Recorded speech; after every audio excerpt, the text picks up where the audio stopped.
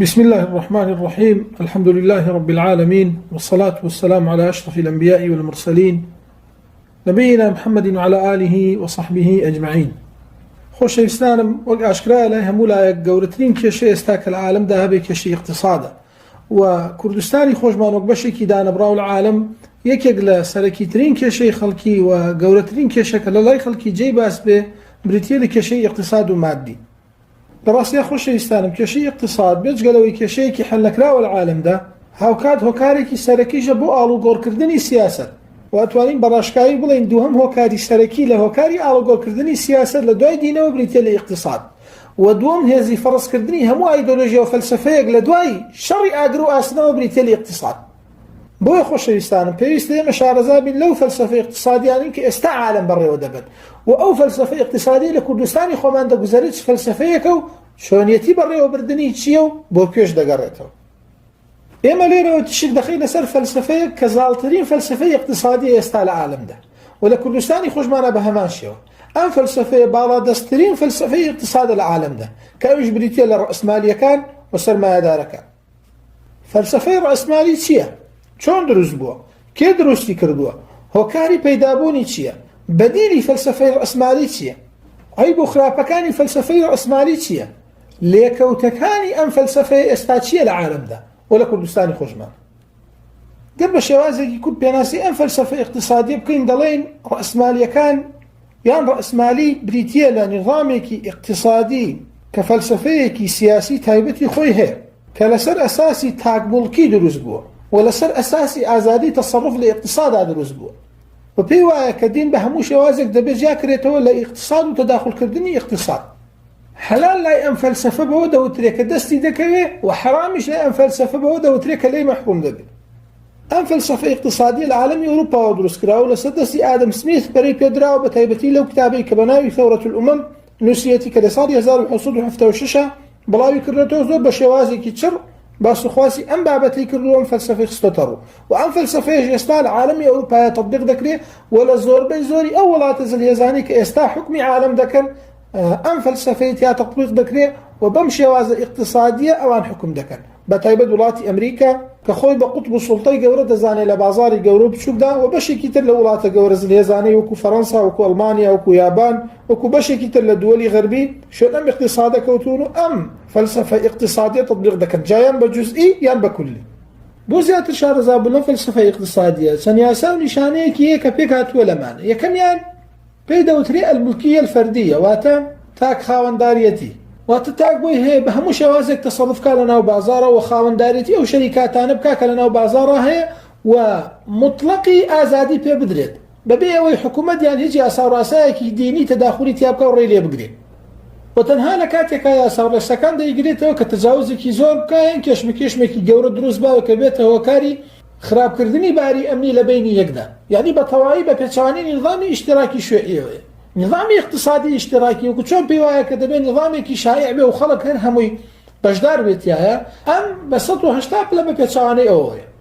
نظام رأسمالي بوي بيوايا كدبين فرد مطلقي حرية بلا تصرف كردن لبازار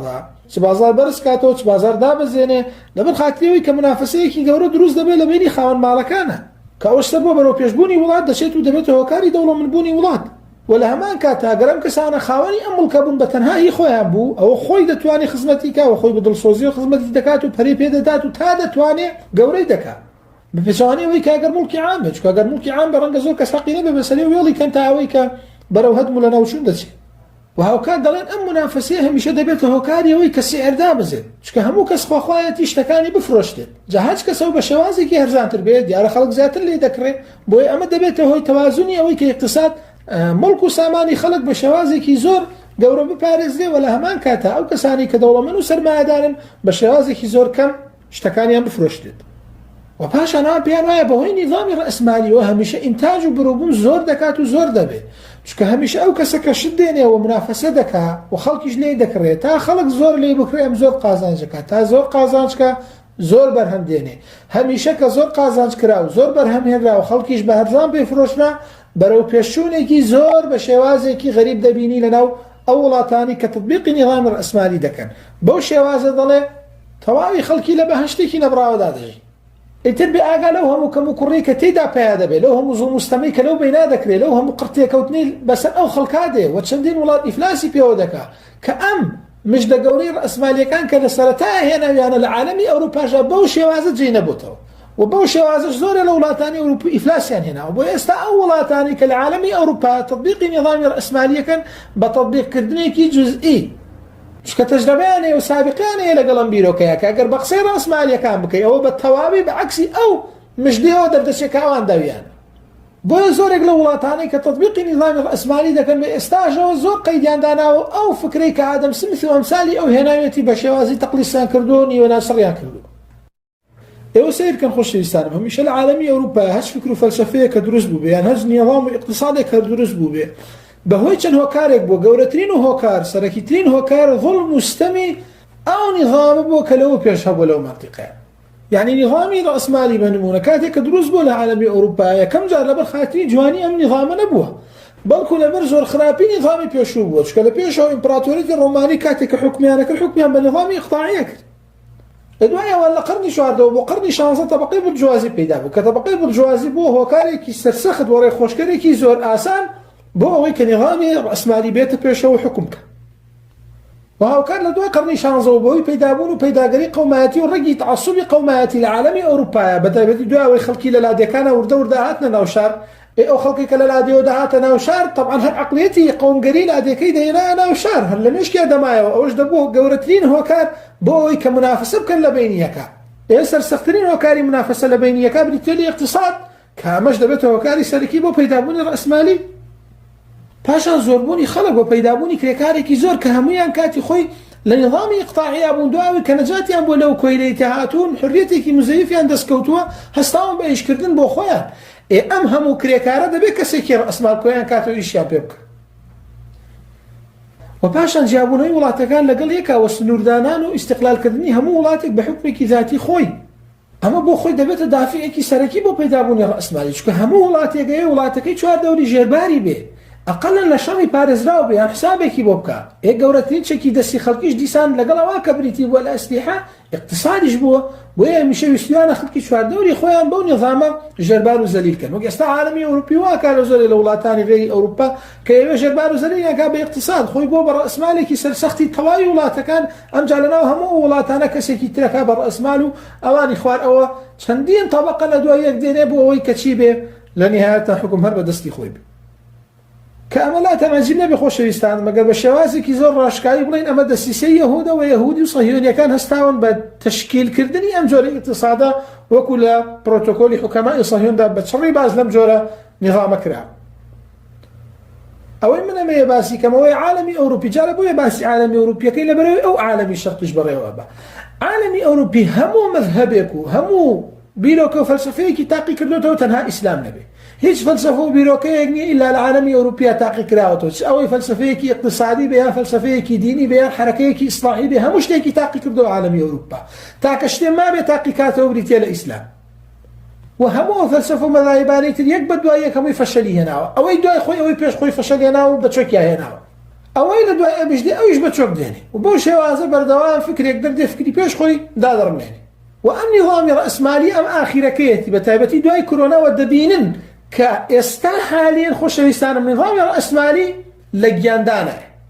و ئێستا عالەمی ئەوروپی و اقتصادی ئەوروپی زۆر بە شێوازێکی ورد دەیانەوێت بەدیلێ بدۆزنە دوای نظامی ڕەسمالی ئایا چ نظامێکی تری اقتصادی چ فەلسەفەیەکی تری اقتصادی تەطبیق چونکە هەر نظام و فەلسەفەیەک دێنە مودەیە کە خەڵک پێی دەزانێت و فەشل دێنێ ڕەنگە بۆ خۆیان کەمێک ئیسفادەیان لێ کردبێ بەڵام ئەو سیادەی کە هەیەە لە خارجی خۆیانە هەمووی بۆتە هۆکاریەوەی کە خۆیان ناشرین من لە داخلیشە بۆیە مەجبورن بەدیلێکی تر بدۆزنەوە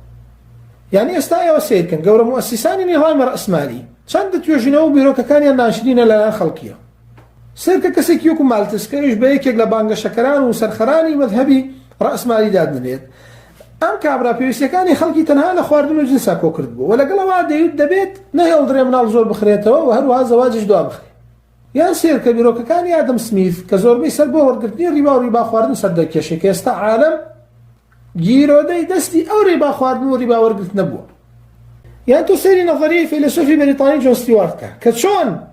بانگەشەوەی دەگەر کە بەژی شێوازی نابێ سڵتە تداخلی اقتصادی خەڵکە و هەموو کەس بە ئارەزووی خۆیەتی چۆن بازار بەرزەکات و چۆن داوای بەزێنێ کە لەم ئاخیرا عالەمی ئەوروپا فریای خۆی کرد ئەگیناگە بە قسەی موەسیسینی ڕەسمالی کردایەوە ئینهیاری دێنا بە کولی ئەگەر بە قسەی کەسێکی وەکو جۆن لۆکی کردایە کە ئەیوت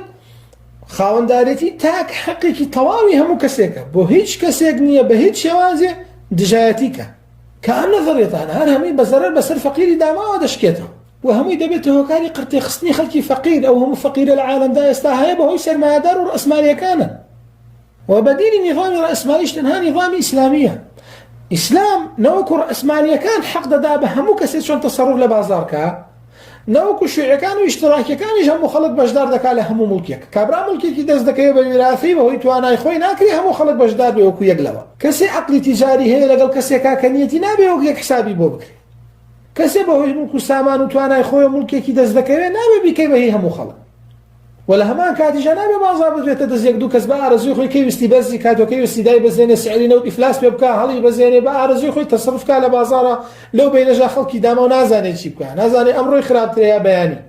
هیچ سعر و تەوازونێک نەبێ لە بازارە وەکو ئەمڕۆی عالەم وەی لێ هاتووە بە تەلەفۆن و بە تەقلیدەوە سعر عەکسە بێتەوە 180 پلە و هەزاران کێش بەکێشم و زەرەری تر کە بەدیلەکەی تەنها ئیسلامە وەک لەوانی داهات و داباسی دەکەی پیش بەخۆی تەعالە وصلى الله وسلم على محمد وعلى آله وصحبه أجمعين